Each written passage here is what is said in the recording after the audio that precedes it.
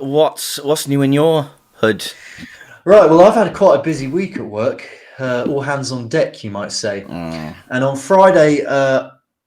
Friday was, in terms of music, it was quite a day. We had several new albums that came out all on the same day, high-profile albums, and I listened to eight of them pretty much in one sitting, I would say, yeah. one after another. So right now, for the listener's pleasure, I'm going to go through every album that I've listened to with a quick review, and I might hand over to you, KB, after each one just to see, just to hear your thoughts or whether you even heard of this particular album. Hit me. I'm going to start off with the big one, I guess, for a lot of people, is Deftones released their ninth album, Ohms, Hmm. yesterday, and I gave it a full listen. Right off the bat, this is definitely a return to form after Gore. Gore was Mm, more reliant on soundscapes, more reliant on Chino's input. Steph, it was well documented, he was kind of unhappy with a lot of the production and a lot of the songs yeah. on this album. But he is at the forefront now, Steph, of riffing. Sergio has some fantastic bass lines in some of these songs. They both shine on this album. Great choruses, drum work, the sort of beautiful texturing and interweaving melodies you would expect from this lot. Mm. Overall, yeah, pretty bloody good. It does kind of falter in the middle slightly. There's I'm still trying to think of the names of some of these songs. I've only listened to it Do you want me to twice get them up for you? since yesterday. Just So the Spell of Mathematics, I believe it's called, which is oh yeah. kind of a bit left me slightly cold, and Pompeii took a while to grow on me. Mm. Grew on my second listen. You know, if you like stuff from like Sex Tape from Diamond Eyes or Rosemary, a lot of their more ethereal, softer sounding work, then I recommend Pompeii from this album. Mm. But starts and ends really, really strongly. My track picks, the opening track, Genesis, which was the song obviously I showed to you for the first time. Hmm. Absolutely brilliant. Ceremony, another great hooky chorus, riffage.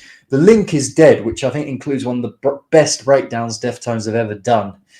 Radiant City, also great. Title track, Ohms, all bangers. Hail Deftones. That's all Mm. I can say. Yeah. Your thoughts on Ohms, I the th- album? Have you listened to it? yeah. I've listened. I haven't listened to it a lot, but in terms of what I've listened to, like I already loved the first two songs that came off the album, and I've been getting. I don't want to call it shoegaze, but that sort of atmospheric Well, no, sound. no. I mean, they definitely incorporate that sort of thing into their work. Okay. Yeah, but I know I was trying to. You weren't that big on Deftones before I showed you No, Genesis, but right? as I've listened to more of this stuff, I listened to a lot of this album, and I was getting a lot into it, and then hello and behold, I decided to backtrack through my Spotify and just say, okay, I'm gonna download their songs and I'm gonna get into them because I'm an adult now. I gotta make adult decisions. I can see what you mean with Gore. That looks like it was like the part where they kind of fell off a little bit, but as a return to form, definitely Well, like. Chino and Steph have always kind of had internal tensions during the recording processes. Mm, You know, particularly on Saturday Night Wrist, where the band almost imploded. I mean, it's a great album, but it was a similar situation to Gore, where ideas were flying about left, right, and center. Nothing felt cohesive between the band. I mean, I love the album, but nothing felt cohesive between the band members. This was just when Chino was coming off drugs, so yeah. he had a massive weight gain.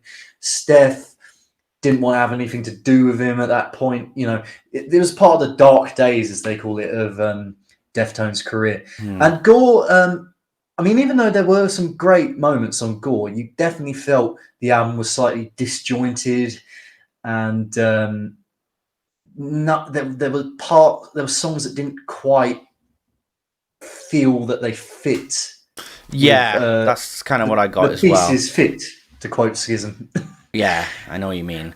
But this one's definitely absolutely a return to form, up there with my albums of the year. Absolutely brilliant.